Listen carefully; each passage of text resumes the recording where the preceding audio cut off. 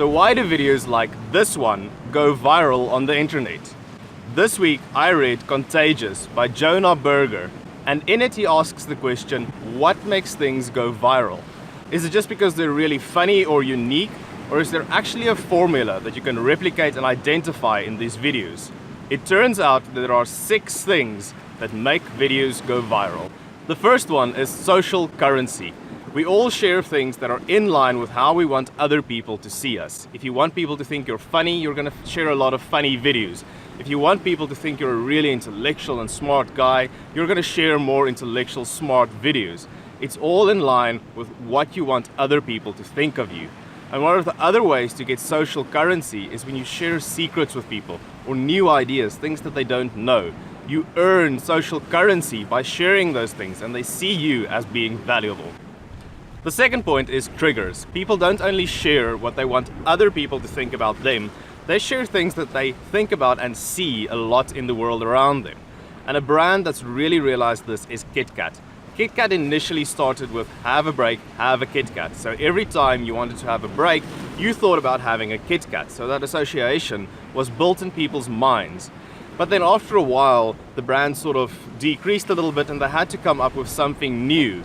And the guys came up with a brilliant solution, with the new slogan being KitKat and coffee. So every time you thought about having a coffee, you'd think about a KitKat as well if you recently saw one of their ads.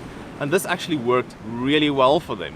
They went from being a $300 million a year brand to a $500 a year brand in 1 year.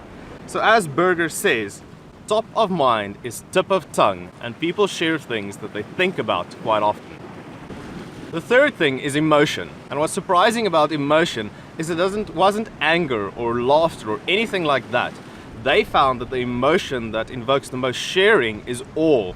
When we watch a movie that inspires awe, that's the thing that we share most. If you think about something like Susan Boyle's video where she wows the judges in Britain's Got Talent, that's a video that got shared millions of times. And the reason for that is that it's a shared experience between people.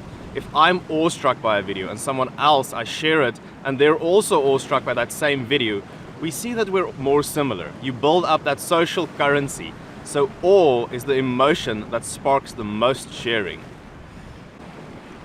Then we get to public. Things that are public are shared more.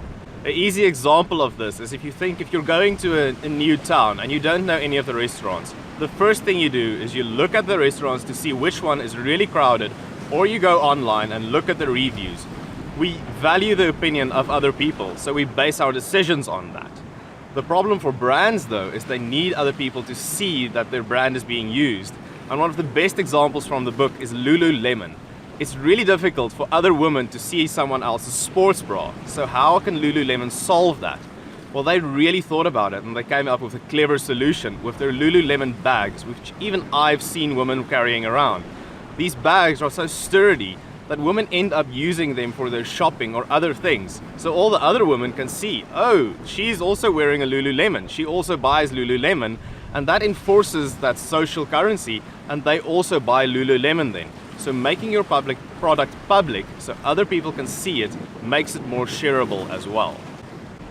And then the fifth point is practical value. People like helping other people. And especially now with social media, you can be helpful to someone else by sharing a video. This is why things like 5-Minute Craft are doing so well. Sharing helpful tips really also builds that social value for other people. It makes them remember, oh yes, that guy shared that video and I actually used it. And it gives you something to talk about. Oh yeah, that video that you shared, I used that, it was so cool. So practical value also makes things really shareable. And then the last one is stories. We all love telling stories, and brands that tell stories well are really, really good at it, and they associate their brand with the story.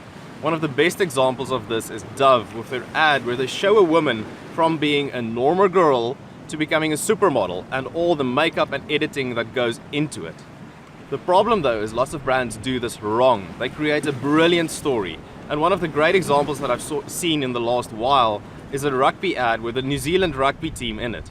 It's a really cool ad and I'll talk about it, but I don't remember what they were advertising in it, and that's the problem.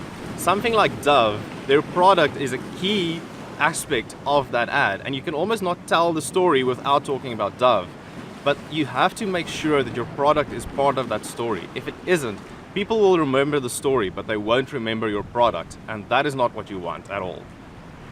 That's it for this week. I hope you enjoyed this video. I'll be back again next week with my next book summary.